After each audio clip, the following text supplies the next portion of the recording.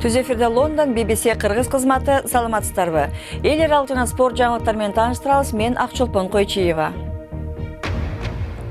Орусиянын Анкарадагы элчисин түрк полицейи атып өлтүргөндөн кийин президент Путин террорчулукка каршы күрөштү күчөтөбүз деп билдирди. Берлин полициясынын башчысы шаарда болгон чабуулдан кийин камакка алынган киши унаанын айдоочусу деп так кесе айта албасын айтууда. Жер планетасынын энергиясын пайдалануу. Геологтар Исландиядагы дүйнөдөгү эң ысык вулканды казып, анын энергиясын колдонууну көздөп жатышат. Анкарада Орусиянын элчиси Андрей Карловдун өмүрүнө кол салууну иликтөө үчүн Түркияга 18 орусиялык тергөөчү келди. Карловду кечээ Анкарада көркөм галереяда сүйлөп жаткан кезинде полиция кызматкери атып өлтүргөн. Полицейдин өзүн да атып салышты. Ал Орусиянын Сириядагы согушка кийлигишүүсүн айыптап чыккан өңдү. Москва шаарында Тышкы иштер министрлигинин сыртында гүл чамбарлар коюлду. Тургундар Андрей Карловду эскеришип, терроризм жеңишке жетпейт деген пикир айтылды. Орусия жана Түркиянын тышкы иштер министрлери да элчини эскеришти. Андрей Карловду Орусия, Түркия жана Ирандын ортосундагы Сирия боюнча сүйлөшүүлөр башталаардын алдында атып кетишкен. Arkasında ne var? Түркиянын тышкы иштер министри бирдиктүү иш жүргүзүп, күнөөлүүлөрдү жоопкерчиликке тартабыз деп айтты. Орусиянын Түркиядагы элчиси сүрөт көргөзмөсүндө сөз сүйлөп жаткан. Анын артында турган адам элчиге кол салган. Ал 22 жаштагы полициянын өкүлү болгону тастыкталды.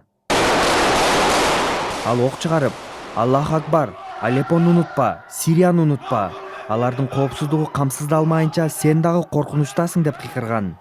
Орусия болсо бул согушта жеңишке жетебиз деп белгилөөдө. Биз террористтерди колдогондорго так жооп кайтарышыбыз керек. Биздин аба күчтөрүбүз жана аскердик кубатыбызды колдонуп, орусиялыктарга каршы чабуул болсо, анын кесепети дагы болоорун көрсөтүшүбүз керек. Саясатчылар катаал чара көрөрүн айтканы менен, жергиликтүүлөр өлкөдөгү коопсуздук абалына чоочулап турушат. Бүгүн Орусиянын тергөөчүлөрү Түркияга келишти. Эки мамлекет биргелешип тергөө иштерин жүргүзөт. Германиянын бийликтери кечээ жаңы жылдык жарманкеде кишилерди унаа менен тебелеткен чабуулдан кийин камакка алынган киши ошол чабуулчунун өзү экенин так айта албайбыз деп билдиришти. Окуяда 12 киши каза болуп, 48 адам жаракат алган. Унаа менен кишилерди тебелеткен айдоочу качып кеткен болушу мүмкүн деп айтылууда. Террор дагы бир ирет Европанын чордонуна сокку урду.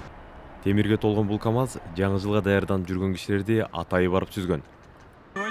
Бул тасмада окуя болгондон кийинки эле абал тартылган. Саналуу эле көз үрмө мурда бул жер майрамдык ичимдик ичип, белектерди алып жүргөн кишилерге толуп турган. Арасында британдык турист Рис Мередит да болгон. КАМАЗ дүкөнчөлөрдү талкалап өттү. Көп кишилер жерде жатканын көрдүм. Башкалар өздөрүн жоготуп, дендороо абалына түштү. Эмне болгонун сөз менен айтып бере албайм. Кылмышкер ал жерден качып кетип, полиция ири издөө ишин жүргүзүүдө. 2 километр аралыкта пакистандык бир киши кармалган. Ал окуя менен тиешеси жок экенин айтып, полиция дагы унааны бул киши айдаганын тастыктай алган жок. Биз канчалык оор болсо дагы коркуп жашагыбыз келбейт. Германиялыктар эркин, ачык жана биримдикте жашагысы келет. Майрам боло турган жерде эскерүү иш-чаралары өтүүдө. Германияда Рождествонун алдында дүкөндөр жабылып, майрамдык маанай байкалбайт. Сиздер BBC'ден соңку жаңылыктарды көрүп жатасыздар. Программаны улантабыз. Швейцариянын полициясы Цюрихте мечитте 3 кишини атып жарадар кылган кишини издөөнү токтотту. Чабуул болгон жерде табылган өлгөн киши ошол чабуулчунун өзү деп билдирди иликтөөчүлөр. Кечээ кечинде куралчан адам мечитке кирип келип ок чыгарган эле. Кыргызстанда өткөн сот отурумунда айыпталуучу Азимжан Аскаров тергөө абагында ур токмокко кабылганын, 2010 жылдын май айында базар коргондо жаңжал чыгып кетиши мүмкүн деп учурунда эскерткенин жана расмий кызматкер Аскаров жогорку жактын буйругу менен камалган деп айтканын келтирди. Прокуратура Аскаров боюнча соттун чечимин күчүндө калтырууну талап кылууда.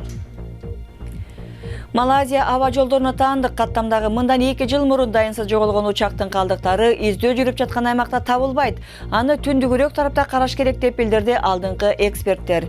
Индия океанынын үстүндө жоголгон учактын 2 жылдан бери бир дагы изи табыла элек. MH370 Куала Лумпурдан Бейжиңге келатып жок болгон. Бортунда 239 адам бар болчу. АКШда шайлоо коллегиялары Дональд Трамп президент болуп шайланганын расмий түрдө каттагандан улам өлкө боюнча каршылык акциялары өттү. Шайлоого орусиялык хакерлер таасир этти деген кабарлардан улам демейде формалдуулук катары каралган бул ишке каршы чыккандар болду. Шайлоо коллегиясы президенттикке Клинтонду бекиткиле деп 5 миллион киши кол койгон петицияны көңүлгө алган жок. Вулкандардын ысыгын пайдалануу мүмкүнбү деп ойлогондор болсо керек. Акыры бул иш ишке ашууда. Геологдор августтан бери Исландиянын түштүк батышындагы вулканды дриль менен казып жатышат. Вулканды кайнаткан жер астындагы энергияны колдонуп, 10 миңдеген үйлөрдү электр менен камсыздоого болот. Бул жердеги вулкандын активдүүлүгү эң күчтүү аймактардын бири. Учурда окумуштуулар вулканды тешип, анын кубатын колдонуу жолун издөөдө. Бул жерде 24 саат бою тынымсыз иш жүрүп, болоттон жасалган жабдык менен казып жатышат. 5000 метр тереңдикке чейин казылды. Буга чейин мынчалык терең түшүп, мындай ысык минералдарды казып көргөн эмеспиз. Ошондуктан бул ирет жакшы жыйынтыкка жетебиз деп үмүттөнүп жатабыз. Бул жерде эмне иш жүрүп жатат? Казуу иштери август айында башталган. Бирок бул вулкандын катуу катмарынан өтүп, 2500 метр тереңдикте Цельсий боюнча 300 градус ысыкка жетишти. Демейде ушул катмарда казуулар токтойт, бирок бул жолу андан да терең кетишти. 5000 метр терең казуудан кийин температура 500 градуска жетет.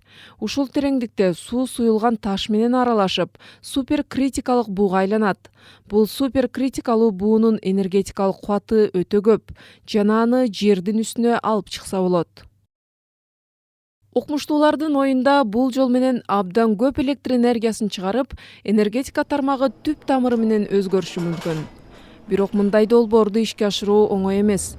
2009 жылы вулканды казуу учурунда дрель магмага тийип калып, жараксыз болуп калган. Тобокелдиктер боло берет жана долбоор кылда тизилдениши керек. Бирок вулкан тизилдебей койгондо да көп тобокелдик жаратат. Исландиядагы шаарлар вулкандан жаралган электр энергиясын колдонушат. Бирок бул жаңы жол 10 эсе көбүрөөк электр энергиясын жаратат. Жана ишке ашып калса, вулкандан чыккан энергия дүйнө жүзү боюнча колдонулат. Эми спорт жаңылыктары. Реал Мадрид арбитрардык сотко кайрылгандан кийин оюнчуларды сатып алууга салынган тыюу бир трансфер менен чектеле турган болду. Клубка дегенде 2 жолку чектөөгө кабылган. Реал Мадрид менен Атлетико Мадрид 18 жашка чейинки чет элдик оюнчуларды алуу эрежесин бузганы үчүн тыюуга туш келген эле. Катарда 2022 жылдагы дүйнөлүк чемпионатка камынып курулушта иштегендерге атайы калпактар берилет. Бул баш кийим ысык чөлдө стадион куруп жаткан кишилердин температурасын төмөндөтүп турмакчы. Жаңычыл технологияда күндөн энергия алган желдеткич өз кезегинде терини 10 градуска чейин муздатып тура алат. Дүйнөлүк атлетика федерациясы спорттогу допингге каршы программаны атайы түзүлгөн көз карандысыз атлетика биримдиги иштетет деп билдирди. Ал апрель айында ишке киришип, 8 миллион доллар бюджет менен иштейт. Бул долбоор федерациянын президенти Лорд Коэнин атлетиканын кадырын калыбына келтирүү реформасынын бир бөлүгү болуп саналат. Жаңылыктардын соңунда Европа өлкөлөрүндө Крисмас майрамы жакындап калган соң, аны белгилөө салттарынын бири менен тааныштыра кетели. Ал мындача айтканда таттуу үй печенье бышыруу. Бул торт бышыруу өнөрүнүн сынагы Швецияда өттү. Жеңүүчү таттуу үйдү курууга 40 саат жумшаган экен.